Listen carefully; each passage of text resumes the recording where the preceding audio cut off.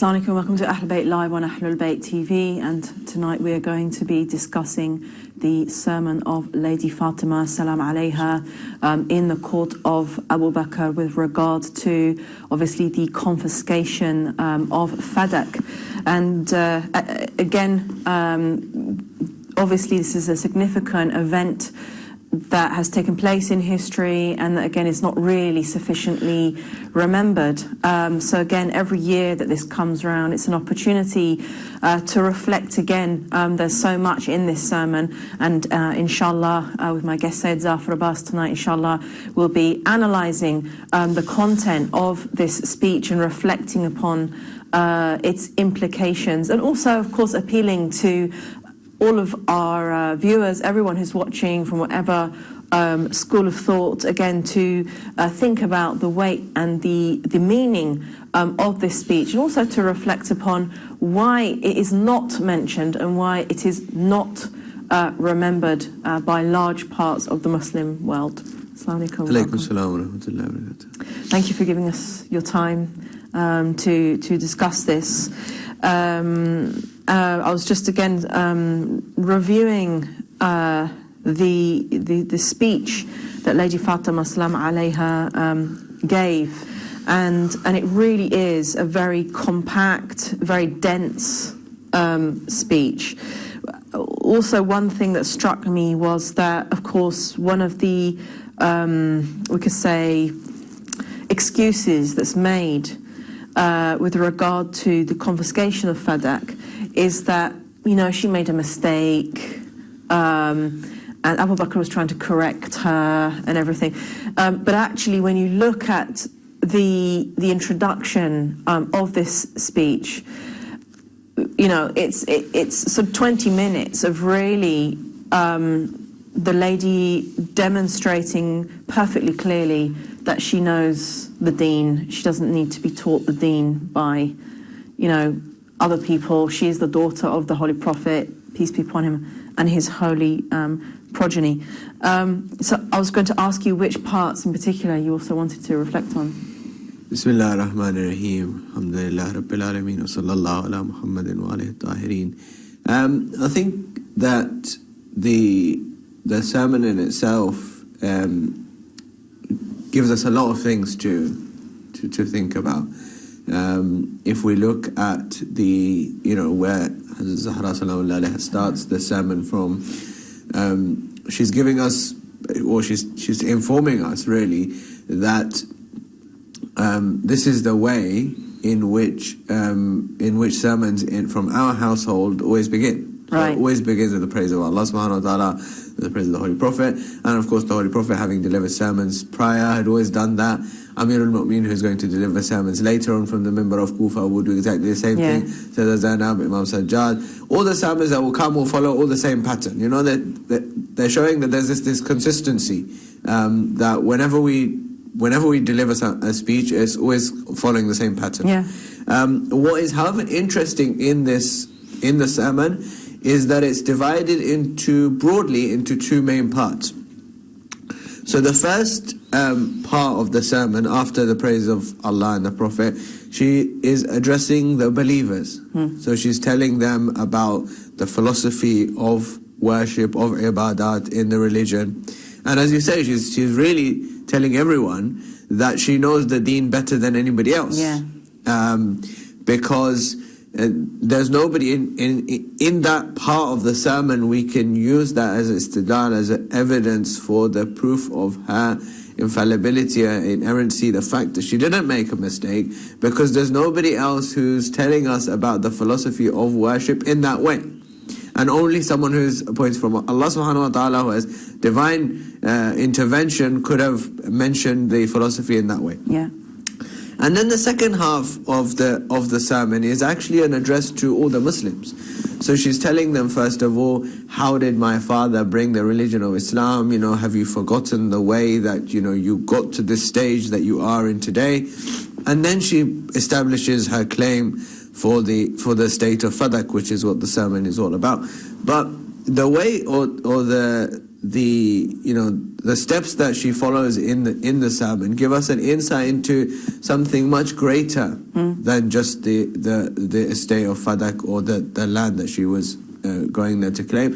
Because, of course, one of the accusations that's made by certain people is that, are you saying that Hazrat Zahra Salamullahi alayha was worldly, or that she was interested only in this material wealth that was taken away from her, and why did she go there to make this claim? And inshallah we'll come to that.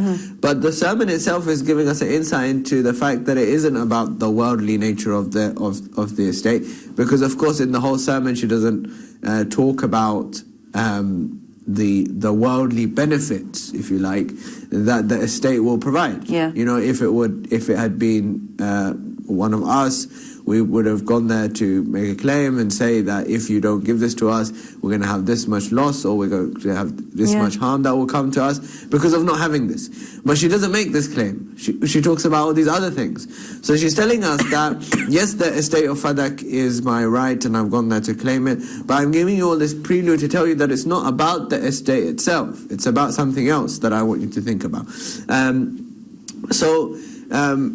When she's telling us about Allah subhanahu wa ta'ala, for example, in the beginning of the sermon, she says He originated things but not from anything that existed before them, and created them without examples to follow, and He created them with His might and dispersed them according to His will. These are things that are telling us that this is a person who knows exactly who Allah subhanahu wa ta'ala is. She knows the reality of Allah subhanahu wa ta'ala, and that is the definition of a person who has been given knowledge by Allah subhanahu wa ta'ala. These are not words that an ordinary person through knowledge and learning can come up with, because they are mirrors of the words of the Holy Prophet of Islam, or mirrors of the words that Amir al-Mu'minin Islam later on will give. In fact, sometimes we to put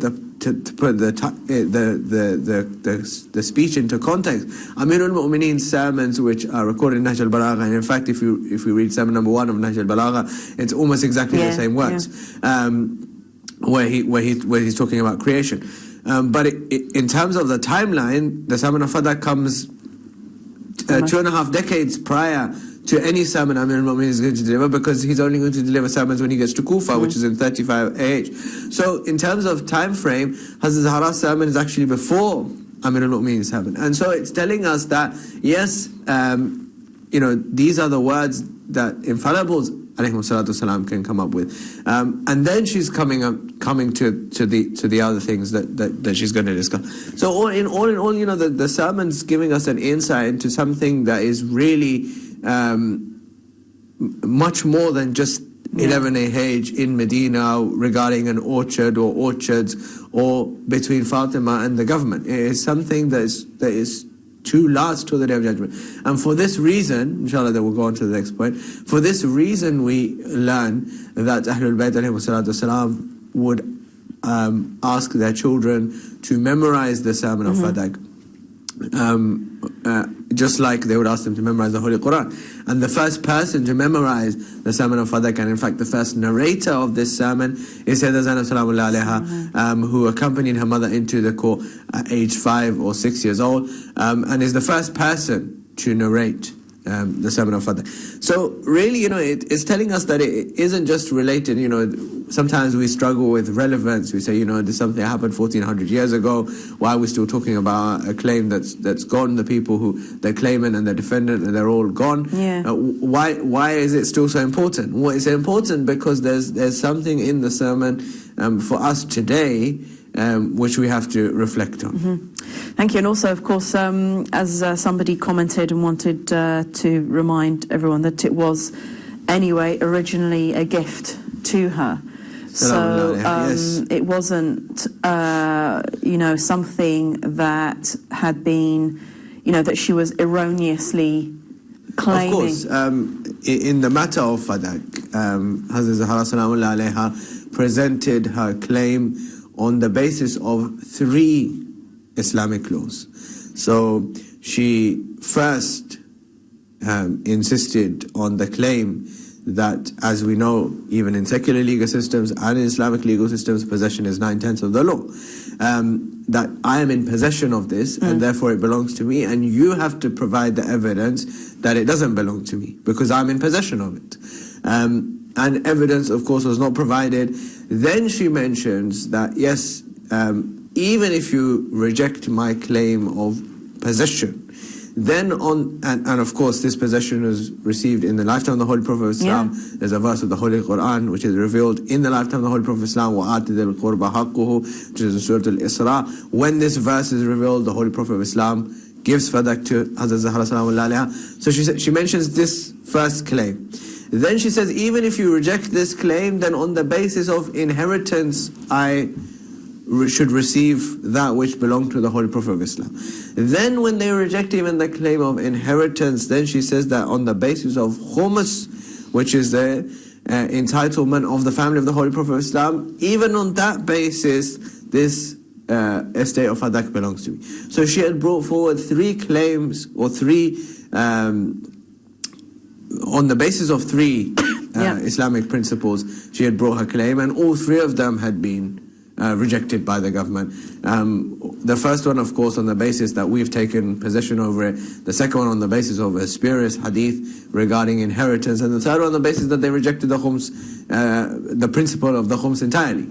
So, yes, while we do mention, or we stress over the matter of inheritance because of the hadith and the discussion that went on regarding inheritance, and Hazrat Zahra replied to that with verses of the Holy Quran.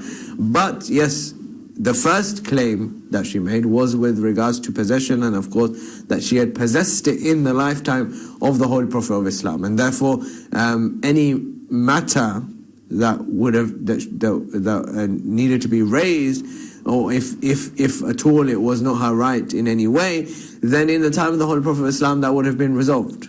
Yeah. But that it was given to her in the time of the Holy Prophet of Islam means that there was no issue with regards to that. And of course later on, and inshallah we'll come to some of the reasons why, or what scholars later on have mentioned with regards to why these claims were rejected. Right, thank you. And of course, the other point being that it had already been used, and again, not just for her own purposes. It wasn't like just personal enrichment. It was being used to help the poor. It was already being managed for the community. So and that would have been known among the community as well. So later then to come and say, well, actually, what are you doing? Why are you claiming this? It's like, well, I've already been using it. Everyone knows about it. No one, as you say, objected to it before. So, and as you say, that's a good point as to why. I mean, part of it seems to have been, of course, if you take away resources from people, if you impoverish people, it's a way of disempowering people as well. So, if we look at our parallels today, we will see that certain places or certain nations in the world are kept impoverished, or put in situations where the vast majority of their population will remain impoverished, so that they remain dependent. And that is a tool that's been used for centuries in order to try and, as you say, disenfranchise people. And of course, Amir al-Mu'minin highlights this when he mentions, with regards to Fadak in one of his sermons, saying that from the dunya we didn't have anything except for Fadak, and that was taken away from us.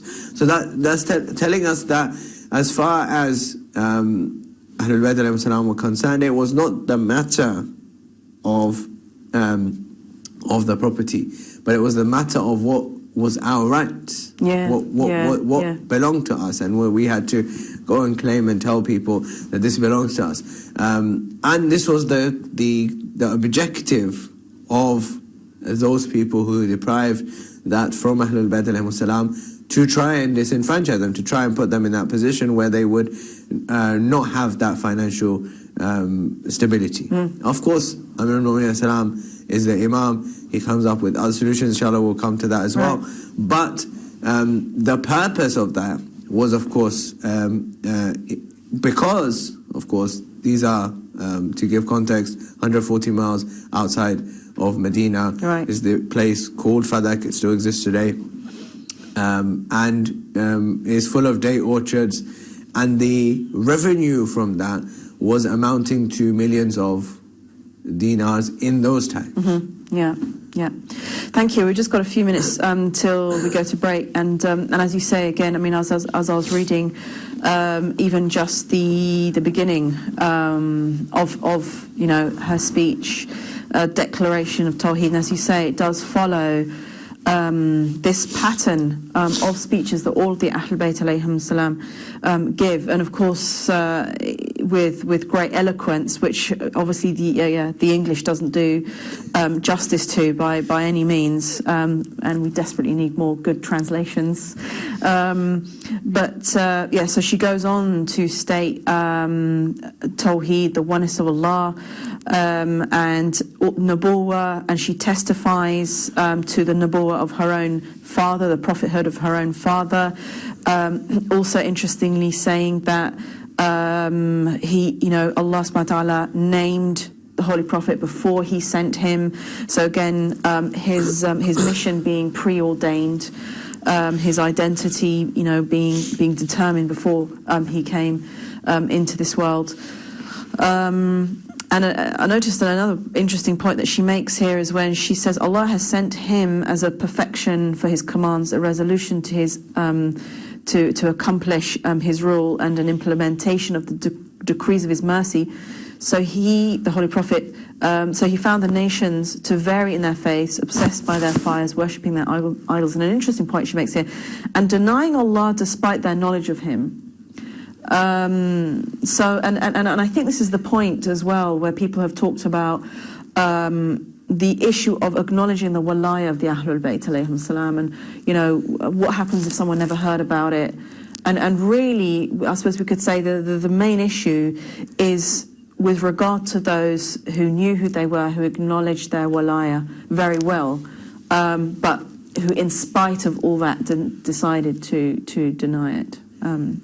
Certainly, and what Zahra Salaamullah alayha is telling them, or is saying really, is that it isn't a matter of, somebody might say, we didn't know that this belonged to you.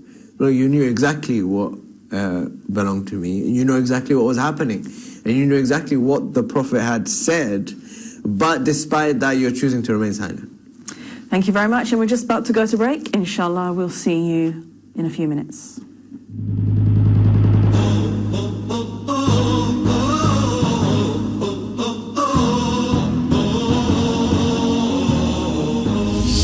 Assalamu alaikum, welcome back to Ahlulbayt Live on Ahlulbayt TV, and we are talking about the sermon of Lady Fatema salam alayha with regard to the confiscation of Fadak, even though it was obviously rightly given to her by the Holy Prophet, peace be upon him, and his holy progeny. And just before we went to break, we were also talking about a point that she makes in her speech with regard to the fact that people were choosing to deny Allah subhanahu wa ta'ala even though they recognized him, and this extends also to the recognition of walaya. There are those who have never heard about walaya or don't have the ability to understand walaya, but there are then those who understand walaya perfectly well, or they were present when the Holy Prophet, peace be upon him, and his holy progeny made it clear about who was the wali after him, and still after they actually acknowledge and recognize the walaya of the Ahlulbayt alayhim salam, and they even congratulate the Ahlulbayt alayhim salam on their status, even then they choose not to recognize it, and so this is really the import and the weight of the point that she was making with regard to this.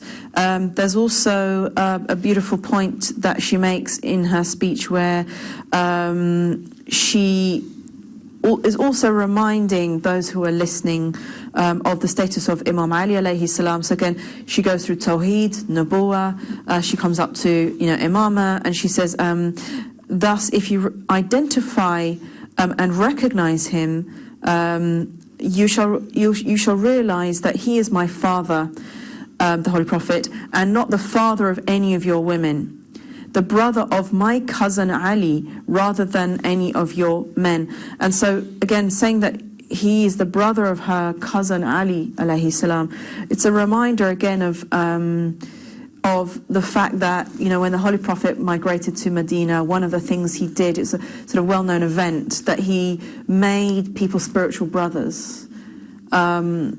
And also I was going to say that, of course, in the other sources, it's always claimed that Abu Bakr was the closest.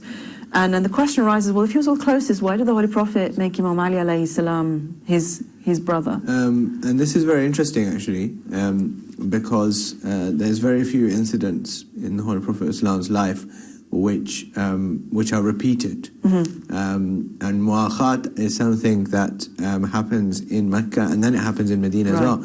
And on both occasions, of course, in Mecca, the Muhajirs were made brothers of one another. In Medina, the Muhajirs were made brothers of the Ansar. But on both occasions, the Holy Prophet of Islam had made Amir al-Mu'minin his brother. And the reason Hazrat Zahra Salamullahi alayha brings up this point, which is very interesting and in fact very important, is because only days before, Amir al-Mu'minin was dragged into the masjid with rope in his neck and was forced to pledge allegiance. And when he said, if I refuse, what will you do? The reply that was given to him was that we will kill you. And Amir al-Mu'minin said, if you kill me, you would have killed Abdullah, a servant of God, and Akh Rasulullah, and the brother of the Holy Prophet. And they replied to that by saying that as far as the servant of God is concerned, you are. But we do not consider you the brother of Rasulullah. So this is very important that Zahra Salamullahi alayha brings this up. And she says that, and it is something that happened twice. If we mentioned another hadith of the Holy Prophet of Islam regarding Amir al-Mu'minin, we could say it happened once. But this is something that happened twice, and all the people present there had witnessed both occasions of it happening. Of course, the Muhajirs there knew what had happened in Mecca, and everyone there in Medina knew what had happened in Medina. So this is really important for both Amir al-Mu'minin bringing that up and Hazrat Zahra bringing this up. And in fact, the response to a question that many people might ask and say that after the Holy Prophet of Islam, why is it that Amir al-Mu'minin didn't give a reference to Ghadir and say that Ghadir was an announcement of the proclamation of my wilayah? But the question here is that when there are people here who are not even willing to accept him as the brother of Rasulullah, then let alone as the Khalifa of Rasulullah. He's mentioned something which is far, if you like, of a less authoritative status, in this regard, and even that is not acceptable. That they're saying, we refuse to accept you as the brother of Rasulullah. So let alone as the the statement that's not said is that when we don't even accept you as the brother of Rasulullah, let alone as the successor of Rasulullah, let alone as the ruler over us. So Hazrat Zahra alayhi salam bringing this up only days, this has just been a few days after this incident has taken place, is a reminder of that, that this is what you've just said. And now, and what is most, I guess, important in this whole scenario is that she is reminding them with all these verses of the Holy Quran when she's talked about Tawheed, and then now when she comes to her inheritance, she's reminding them that, look, it was only days ago when you were saying in the presence of my father when he was in his final moments that the book of God is sufficient for us. And today you're bringing forward a hadith to deny my claim. You're saying that the prophets don't leave behind inheritance. This is what the Prophet said. Whereas yesterday you had just said that the book of Allah is sufficient for us. And now today I'm bringing you verses from the book of Allah when I'm telling you that Sulaiman inherited from Dawood and Yahya inherited from Zakaria. And in fact, this is very important, because for example, in the matter of Sulaiman and Dawood, it's mentioned that Sulaiman inherited from Dawood. And the response that somebody might give is that no, this is referring to the inheritance of prophethood. And not a worldly inheritance. And that's fine. It is, there is no doubt. But in the case of Zakaria and Yahya, it's very interesting because the Quran itself, the Surah Maryam, begins with this discussion about Zakaria and Yahya, when Zakaria is praying for the inheritor, and he says, "Inni khiftul mawali min wara'i." He's saying, "Oh Allah, I am afraid of the relatives who are around me, because I've become old and my wife is barren and I don't have any inheritor." This statement that I'm afraid or I'm scared of the relatives around me is a reference to the fact that there is inheritance, which is something that can be taken away. As far as knowledge, as far as prophethood, as far as these ranks are concerned, nobody can steal that. But him saying that I'm afraid of the relatives around me is telling us that this is referring to worldly inheritance. And Allah subhanahu wa ta'ala listens to his prayer. He says, "Yarithuni wa yarithu min Ali Yaqub." I want an inheritor who will inherit from me and from the whole of Ali Yaqub, who are all prophets. All referring to prophets. And Yahya alayhi salam himself is also a prophet. إِنِّي نُبَشِّرُكَ بِغُلَامٍ اسْمُهُ يَحْيَى لَمْ نَجْعَل لَهُ مِنْ قَبْلُ سَمِيًّا. We're giving you good news of a son who will be called Yahya. Nobody has been called Yahya before him, and he will inherit from you. All of this they're all prophets. So this claim or this hadith is rejected by the Zahra Salamullahi alayha, reminding them that you're the ones who said that the book of Allah is sufficient for you. Now here's the book of Allah. This is what the book of Allah is saying. That Sulaiman inherited from Dawood, that Yahya inherited from Zakaria. And this inheritance was not just limited to the prophethood. This inheritance was everything that prophet had before them and after. And then she says to them in this regard, after this, mentioning these verses, she says that you've claimed that I don't have this inheritance, and this claim is still brought forward today. Maybe she was mistaken, maybe she made a mistake, and that I don't have any inheritance. And then she asked them all these rhetorical questions. She says, is there something in the Quran about you that excludes you from me, that you've inherited from your father, whereas I cannot inherit from mine? Or do you say that people from two religions do not inherit from one another? Am I and my father not of the same religion?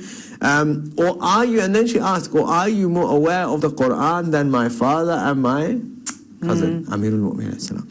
So, and then she says, and then to remove any kind of doubt with regards to the fact that she came there for some orchards or some estate, she says, so here it is and take it. And it shall dispute with you on the day of judgment, when Allah subhanahu wa ta'ala will be the judge, and Muhammad Mustafa sallallahu alayhi wa sallam will be the plaintiff.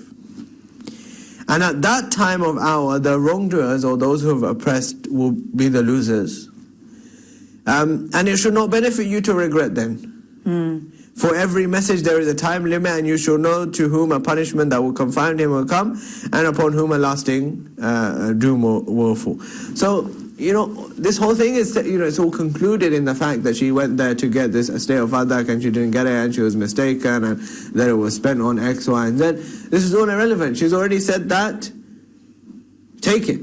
Yeah. But the reason I've come here is to tell you or remind you of what you yourself had said. You yourself had said the book of Allah is sufficient for us. You yourself had said that we don't need the Holy Prophet to write anything for us. You today are now bringing a hadith that nobody's heard. Is it reasonable for anybody, if we leave aside all the polemics, we say, is it reasonable for anybody to think that there's a matter, that something that is to do with my family, and that it is to do with me, and that this matter is of my family, and that my father would not tell me about it, but he would go and tell somebody else, and that nobody else knows about it except for this other person? if it was a matter about something else, maybe we could say, okay, it's not to concern me. So he told somebody else.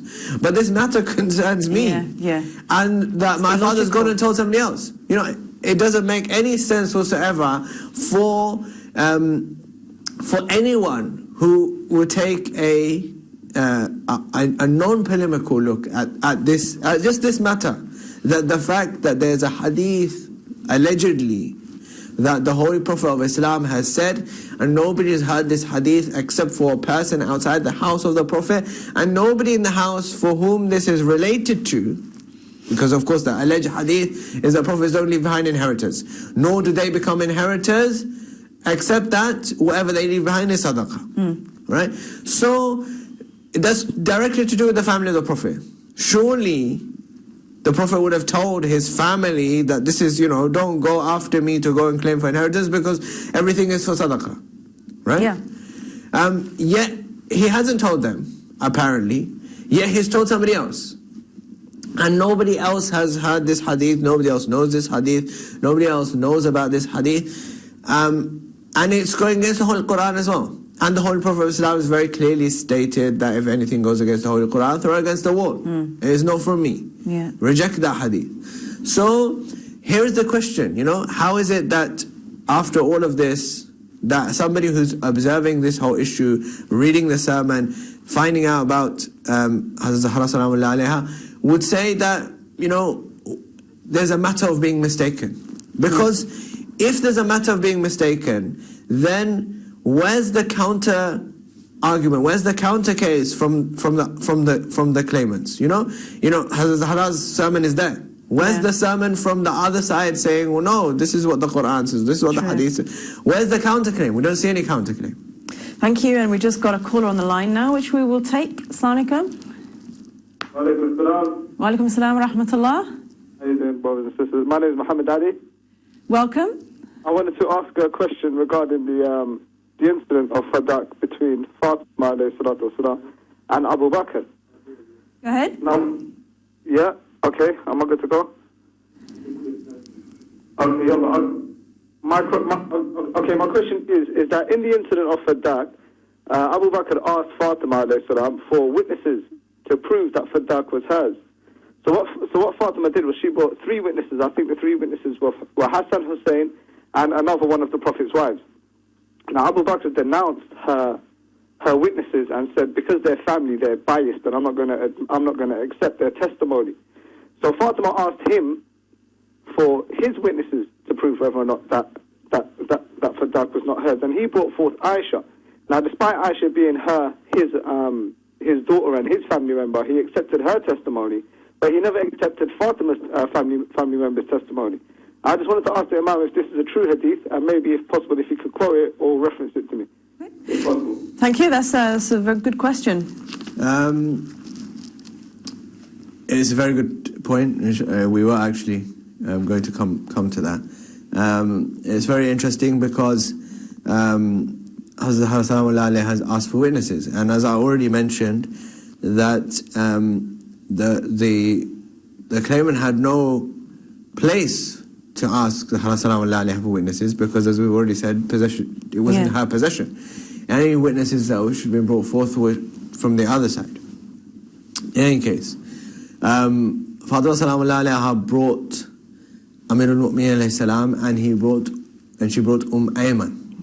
This is very important because Amirul Mu'minin alayhi salam, of course, was brought forward as a member of the family, if we could say.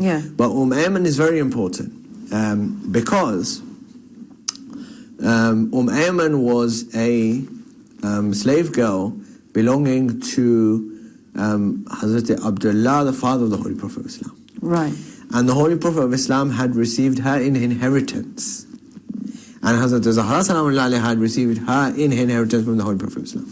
So her presence and her existence was a nullification of this narration that prophets don't leave behind inheritance. Right. Because the Holy Prophet had already received Ayman as inheritance.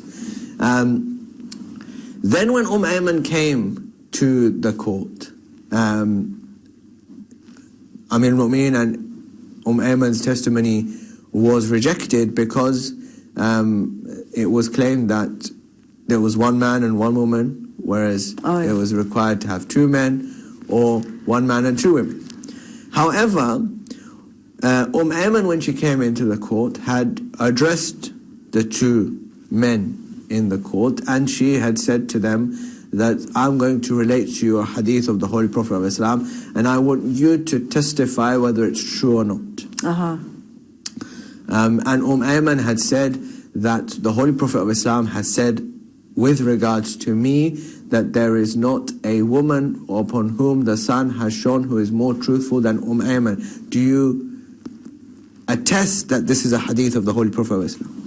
So both of them said, yes, we have heard the Holy Prophet of Islam say this hadith, that there is not a woman more truthful than Ayman upon whom the sun has shone.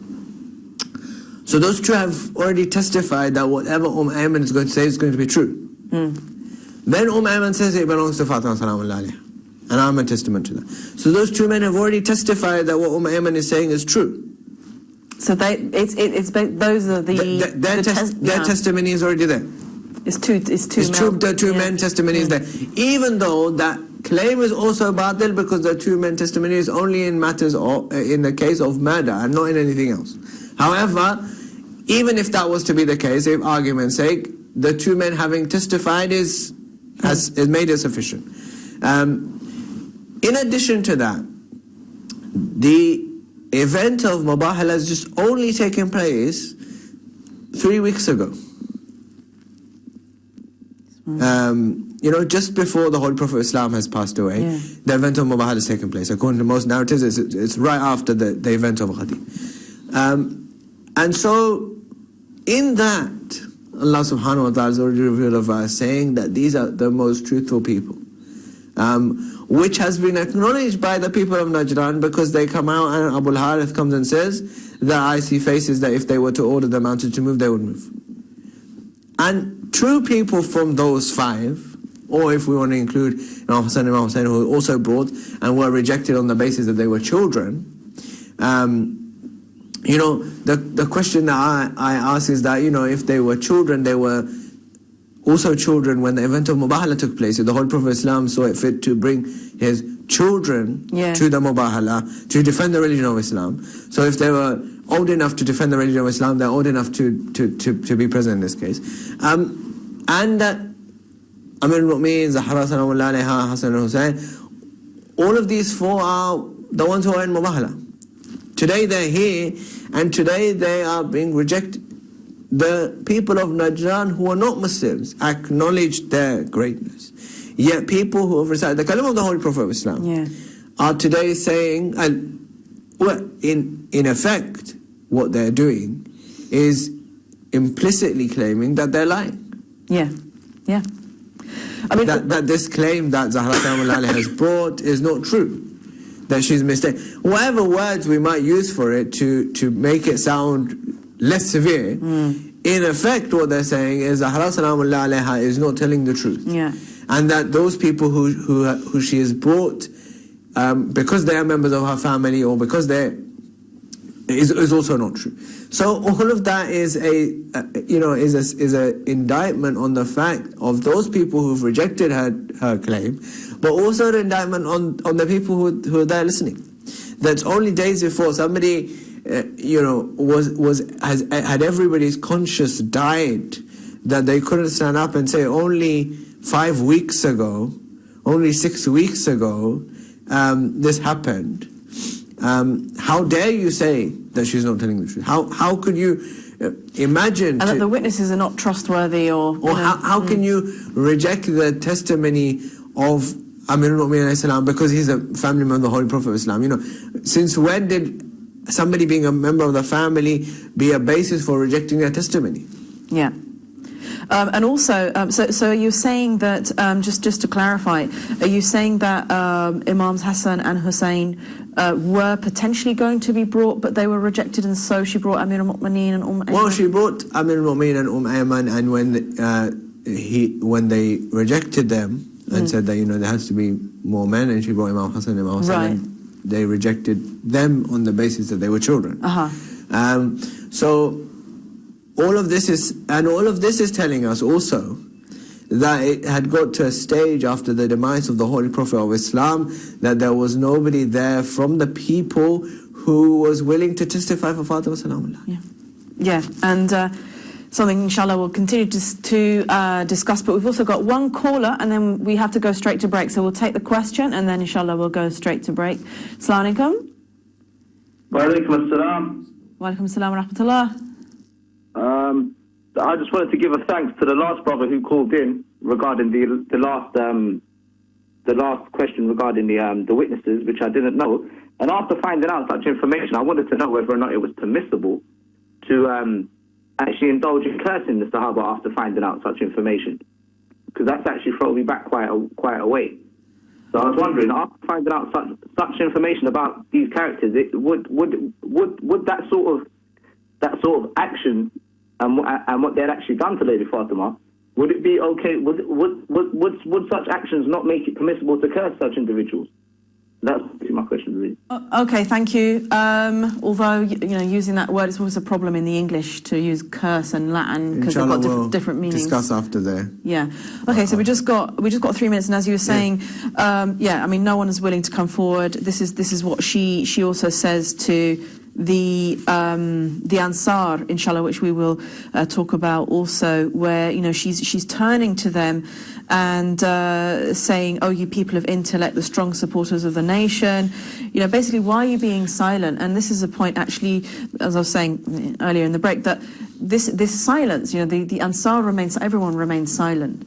And actually, when we look at the consequences of that silence, we can trace the consequences all the way up to Karbala, really. And then we see, the aftermath of Karbala, when Muawiyah threatens to massacre the Ansar, suddenly they rise up. We see that in the case of, in today, where people's rights are being denied in various places around the world. And we are silent. Yeah. We feel comfortable, or we pass it by, and we don't talk about it. We don't raise our voice about it. We don't feel the need to do something about it. And that's a reflection of what has already happened 1400 years ago. Yeah. And this reminder is there that Zahra is standing there saying, "I'm the daughter of your prophet. And I'm telling you all these things. I'm telling you about the philosophy of the religion. I'm telling you about why Allah should be worshipped. I'm telling you what my father did to save you from eternal damnation. I'm telling you about all these obligations that you're doing and why you're doing them, that you were given iman, you were given belief so that you could be purified from shirk, and you were given prayer and fasting and hajj and zakat and khums, all these things, and everything that you've been given by my father. And today, all I'm asking for you is to stand up and say what I'm saying is true, and that even that you can't do." Yeah. It's a shame, blot on history, and we're just going to go to break again, and inshallah we'll see you again in a few minutes.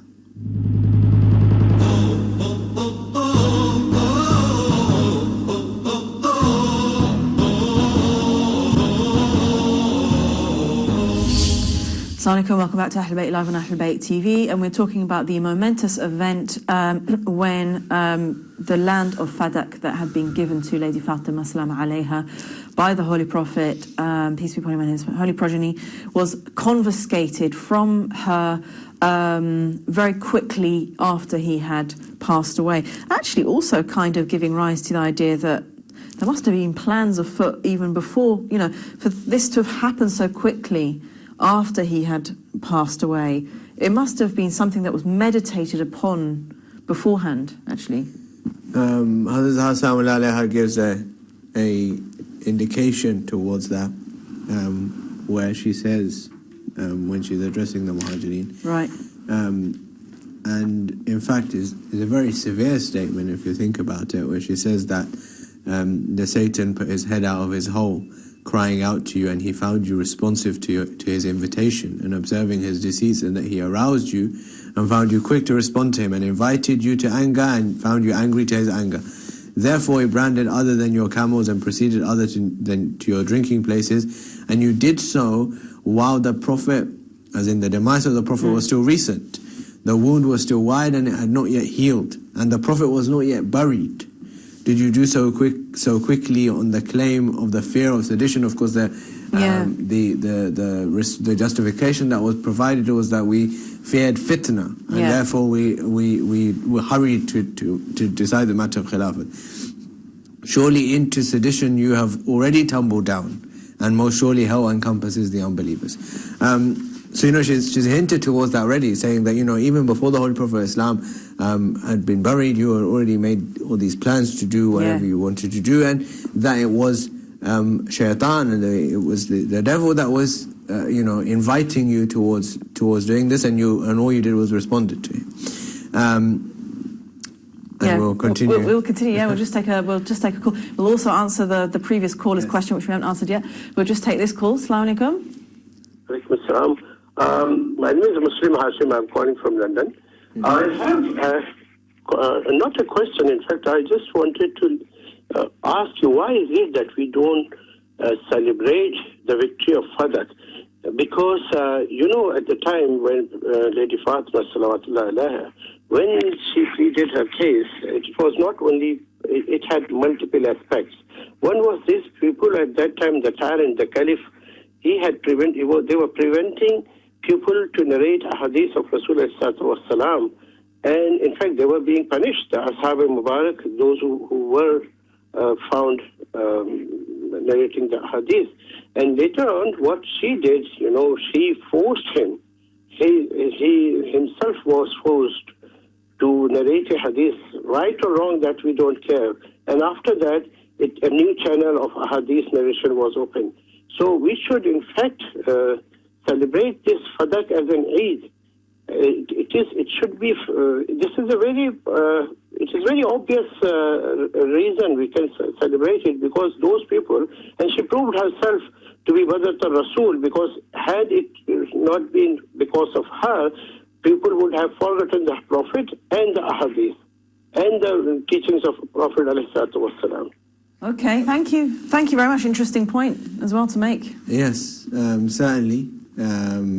I'd just like to add that despite this, the prohibition of narrating a hadith continued well into the time until Amir al-Mu'minin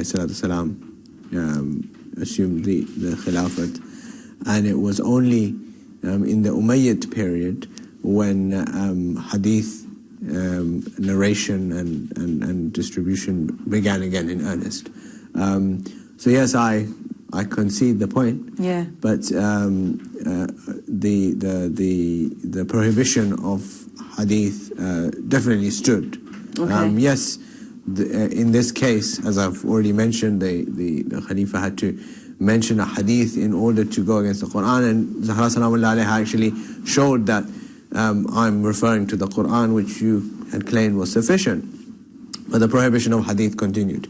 In response to the previous or the earlier question, I think the term Sahaba is a very broad, and as of course you heard from the previous caller, certain Sahaba were punished for mentioning a hadith of the Holy Prophet of Islam by other Sahaba.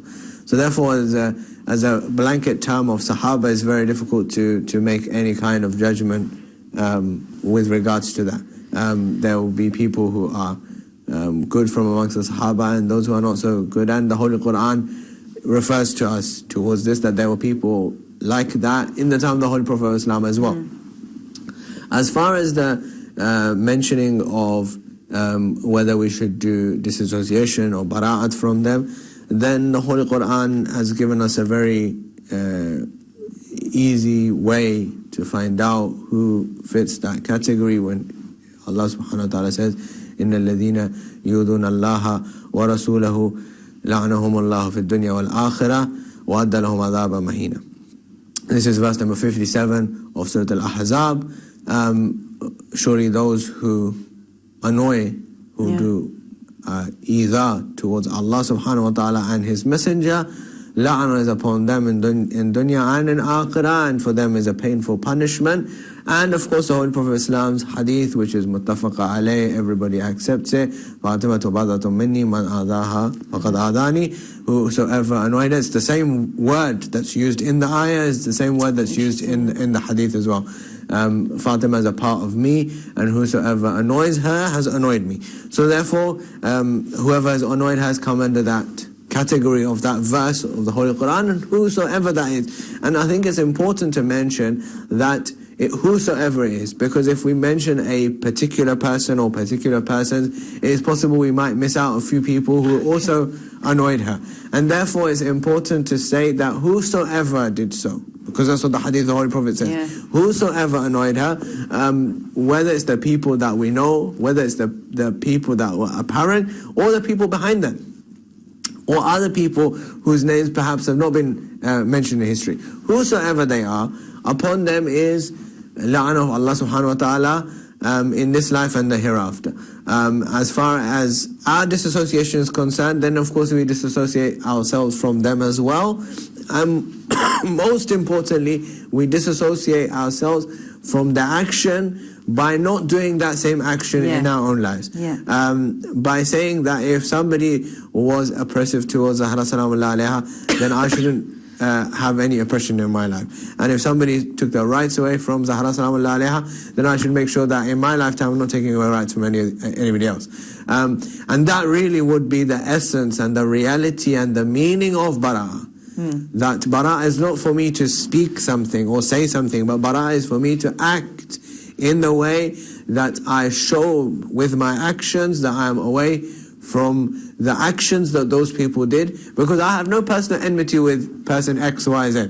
My enmity towards them, or my bara'ah from them, is with regard to the actions they did, and therefore those actions should not be in my life. And that would really be the meaning of bara'ah, and the real meaning of what Allah subhanahu wa ta'ala is trying to elicit from all believers, that if I have a bara'ah, if I have a disassociation, or I disassociate from that action, then I won't have that in my life. That's a very full answer, comprehensive answer as well, that helped to sort of elaborate very well on the question, and also, of course, the very important point that it's, as you say, it's not just lip service, as we say. It's not just about saying it, but it's about not practicing that in your own lives. And of course, as someone also added a comment under the advert for the show, that this is actually going on among families. You know, the confiscation of property, orphans' property, or vulnerable people's property as well, or whatever has been rightfully given to them. This is actually going on among families who outwardly are claiming to dissociate from these people who oppress Lady Fatema salam alayha. So that's very important, that we realize the essence and the meaning of what bara'ah actually is. And of course, in that regard, this final part of the sermon, where Zahra Salamullah alayha is addressing the Ansar, is also an important lesson for us. Inshallah, we'll look at some of the parts of that. But before we do so, I think it's important for us to state that the Ansar were the people. Why does Fatima Zahra Salamullah alayha address the Ansar? Because the Ansar are the people who, when the Holy Prophet of Islam was going through persecution in Mecca, are the ones who invite him to come to Medina, and they say, we will offer you protection from the people who are oppressing you in Mecca. So that's telling us that Zahra Salamullah alayha is reminding them that only 13 years ago you said to my father that you should come to our city so that we can give you protection. Today, just days after my father has died, I need protection, and you're not there to give me protection. You are silent in the face of oppression that's going on, which in some cases is worse than the oppression that took place in Mecca, because that oppression was taking place from people who do not believe in Allah subhanahu wa ta'ala, do not believe in the Prophet. But this one is taking place from people who claim to believe in Allah and His Messenger, and you're silent. So you with your claim that we will protect you, have not extended that claim after the Holy Prophet of Islam. And therefore, Zahra Salamullah alayha is addressing them and saying that you're saying that Muhammad has died, and then she reminds them of the verse of the Holy Quran, that أَفَإِن مَاتَ أَوْ قُتِلَ. If he dies or is killed, will you turn back on your heels? This is Surah Al Imran, verse 144. That if he dies or is killed, will you turn back on your heels? And if any of you turn back on your heels, then you will not do any harm to Allah subhanahu wa ta'ala. But Allah subhanahu wa ta'ala will reward those who are grateful. That's telling us that there will be people after the Holy Prophet Islam who turn back on their heels. You know why? Yeah. Why otherwise is there a verse in the Holy Quran telling us that if you turn back on your heels, you will not harm Allah subhanahu wa ta'ala. Of course you not harm Allah. You only harm your own selves. But that's telling us that after the Holy Prophet of Islam, there will certainly be people who will turn back on the Holy Prophet of Islam. We know that because there's people who claim to be prophets after the Holy Prophet of Islam. There's people who claim to do all kinds of things who are later on crushed. But what it's telling us is that after the Holy Prophet of Islam, there will be people who will not be consistent to what they were like in the time of the Holy Prophet of Islam. And Zahra Sallallahu is reminding them that she's saying to them that the inheritance is being usurped. You hear, you see, you is all in front of you, and that the call reaches you but you do not respond, and the cry comes to you but you do not help, and you do this while you're qualified by your struggle, known for your goodness and welfare. Again, because in the time of the Holy Prophet of Islam you invited him and you did good to him and you supported him. This is what she's saying. And we are the choice that were chosen and the best selection that were selected for the Ahlulbayt. And you fought the Arabs, you fought the people, you struggled against the nation, you resisted against the mutinies. And we were still, and we ordered you and you obeyed, and until when Islam became triumphant and the accomplishment, the days are at hand, and all of this happened, then why have you become confused after everything became clear? And concealed after everything was open, and receded after having been daring, and become mushrikeen after having accepted Iman. You know, it is really severe from Zahra Salamullahi alayha. That and she reminds of the verse of the Holy Quran that will you not fire people who broke their oaths and aimed at expelling the messenger, and they attacked you first, you fear them. But Allah is most deserving that you should fear Him if you are believers. She's telling them all these things because nobody's responding. She's telling them that these are all the things that you did. These are things you promised. You made a promise to the Messenger of Allah, and now you've broken that promise. Now you're remaining silent. You're seeing all this happening in front of you, and that she's doing what in Arabic we call itmamul hujjah. She's telling them that, look, if anybody in this crowd didn't know, now they know. If until this point you didn't know anything, now there's no excuse for you to turn around tomorrow and say, well, if we had known, then we would have defended Zahra Sallallahu. Now everything is there. I'm telling you everything. This takes place in public. Everybody is there. She's addressing them, telling them that, so that there's no proof left against you on the day of judgment when Allah says to you, well, you were there and you didn't do anything to speak out, and you know, at least speak out against the injustice that was happening. That you knew everything and you didn't do anything. So similarly, that is a lesson for us. That if I know that something is happening, there's my responsibility to do something about it. And if I don't, then that will be held against me on the day of judgment. That should be the lesson from Zahra Salamullahi alayha. That yes, it happened 1400 years ago, but those same issues are alive today, and oppression against the followers of Fatima Zahra Salamullahi alayha is taking place in various parts of the world, and that I have to make sure that what I know about, that I have to stand up against that oppression and do. Otherwise, I'll be the same as the people that Zahra Sallallahu has spoken about in this sermon, saying, after you've believed, you've gone back on your belief. Everything was open in front of you, you supported us, and now you've left us in this time of need. You've left us and you're being silent. So all of these things are a reminder for us to say that, no, not because of maslahah or because of some kind of, maintaining the peace or not creating fitna, that remain silent in the face of oppression. That will not be acceptable. That will not wash, just as it didn't wash then. So that would be the real true meaning and essence of bara. When I'm saying that really, when there's injustice going on in the world today, if there are the inheritors of the usurpers of Fadak, then the inheritors of Fatima Zahra Sallallahu have to stand up and make themselves count. Thank you. Yeah, and also I was going to say the point about, like she said,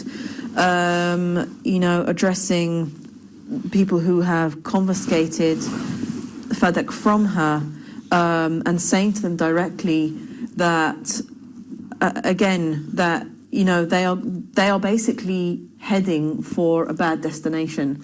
In the Akhirah, they will certainly not be going to Jannah. They're certainly not going to be in the company of the Holy Prophet, peace be upon him, and his holy progeny. And it seems quite amazing, again, that there has been this long speech, and the long speech that she gave, and yet, again, in a sense, it's being ignored. A lot of it's being ignored. So, again, sort of, we could say, I don't want to call it chauvinism, but it's certainly arrogance. She's the daughter of the Holy Prophet, peace be upon him and his holy progeny. She's an alima, person of knowledge, and she has made it very clear that for those who have planned together to try to impoverish, my family, and try to we could say oppress or dominate my family, that they will be testified against in the akhirah, and they are going to be going to Jahannam, and yet they carry on ruling, and excuses continue to be made, that they wanted the best, and it makes me wonder, how much is the holy holy lady valued again by the Ummah? I mean, again, in other narrations, she's sometimes, in other schools of thought, she's sometimes portrayed as, she was complaining, she wasn't happy. I've seen narrations like that as well. And it's the issue of is this speech going to be taken seriously? Is it going to be taken on board? I mean, the complaint that she makes, if I am in that position, I'm the only surviving child of my parents. My mother's already died. Yeah. My father's the only support that I have, and he's also died. And I expect that my father's friends will come to comfort me. Yeah. But instead of coming to comfort me, they're putting me through even more torture. The fact that Zahra Salamullahi has already lost her father is severe in and of itself, and anybody who's lost a relative will know. And yet, rather than the support, rather than the comforting, rather than the condolences, she's put through this. And all of, the only question, I always say, the only question that needs to be asked is that what happened to someone who's 18 years old, that only 75 days after the Holy Prophet of Islam, what happened in those 75 days? Or what happened in those 95 days that led her to die? 75 days, that's it. Yeah. After the Holy Prophet of Islam, if someone's 18, we're not talking about someone who's 50 or 60 or 70 years old that, would say, of natural causes, they couldn't bear the loss. Someone's 18 years old. So really that is what is the more important question, or whether she was complaining, or that she was not complaining, or that she was her complaint was correct or incorrect, or the Khalifa was correct or he was incorrect. Leaving all of that aside, if somebody has died, the least that person accepts, the humanity in that person demands that person will comfort that person, even if something has gone wrong or something is a problem, then it is left for a later stage. To deal with that later on. So this person has just lost their father. Let's not talk about that. We'll talk about that some other time. Let's focus on this tragedy or this calamity that's happened. And who is this father? This father is the Holy Prophet of Islam. This father is the one who's taken this whole nation out of the dumps and taken them to this stage in their existence. And yet there's nobody even to ask that question of where was the sorrow for the Holy Prophet of Islam? Where was the mourning for the Holy Prophet of Islam? Where was the time to reflect on the life of the Holy Prophet of Islam? Nobody was interested in that. No. Surely these are the questions we should be asking. Saying, why was there no time afforded? Every time some great leader passes away, we have a time of reflection to say, what did this person achieve? The greatest human being to have ever lived died, and there was no moment for reflection, there was no moment for mourning, there was no condolences, there was nothing. It was forgotten so easily that today people don't even know the date that the Holy Prophet of Islam died. That's true. Yeah, and also it's not particularly... again, or that it's not commemorated, or it's not remembered, it's not commemorated. surely this is the question. You know, if I love the Holy Prophet of Islam, then on the fact that the Holy Prophet of Islam in his final moments, what did he say? What did he do? In what circumstances he died? When was he buried? Who participated in the funeral? These are questions that I, as a person who claim to love the Holy Prophet of Islam, should be interested in. And if I'm not, then really I have to reevaluate what kind of relationship do I have with the Holy Prophet of Islam. Yeah. Thank you. We just got a few minutes again before we have to wrap up. But again, like we were saying, with regard to the Ansar keeping silent and how, again, this led to subsequent calamities all the way up to Karbala, and it wasn't until... And also it sets the precedent that a person can come, they can bring forth their claim. The reason why Zahra Salamullahi Alaiha brings forth her claim, this is very important as well actually, that is to show how to present your case. She's demonstrating to us how to present your case. But it says the precedent, and it's the wrong precedent. The precedent that is set is that a person can come, they can bring witnesses, they can bring verses of the Holy Quran, and because they don't have the state machinery, the monopoly of a violence as we would refer to it in the modern terminology of the state, because they don't have the monopoly of a violence, therefore their claim can be rejected no matter how good it might be. Yeah, and as you say... And it opens the door for subsequent claims, also based on the truth, to be rejected because they don't have the monopoly over violence. Yeah, very good point. And of course that is going on and that continues to today. Very relevant as well. So we've just got about 3 minutes before we have to wrap up. But again, as she concludes here again, I am the daughter of a warner to you against a severe punishment. So act, and so will we, and wait, and we shall wait. And as we know, of course, right up until the time that she passed away, she refused to speak to them. Again, some narrations say, that they came to apologise and they wanted to comfort her, and again, oh dear, so sorry you're upset, but we mean well. I mean, how would you? I mean, I think for us, in light of what the Holy Prophet of Islam has said about Zahra Salamullahi Alaiha, and I think this is very important actually, just a final moment, that this hadith that the Holy Prophet of Islam says about Fatima Badatun minni man adaha faqad adani, he doesn't say that about Amir al-Mu'minin or Imam Hassan or Imam Hussein, even though it applies to them as well. What is it that he specifically says it about Zahra Salamullahi Alaiha, that to emphasize that, because we're talking about 1400 years ago, we're talking about misogynistic society, we're talking about a society where the woman's value is less than zero. And, in that scenario, maybe if Amir al-Mu'minin says something, or Imam Hassan, Imam Hussein say something, then it might be accepted. But if a woman says something, then it's definitely going to be rejected. So the Holy Prophet of Islam is emphasizing that, saying that she's a part of me, in that if somebody annoys her, he's annoying me, that don't think of her as an ordinary woman. Don't think of her as somebody who's inclined to her emotions or her whims or her desires, that she's come here to claim something. No, she's a part of me, and that if she's saying that she's not going to speak to this person, it is not a question of desire or whim, or being upset, because she's angry or mad at this person for no reason. No, there's a reason for it, and she is setting the precedent here.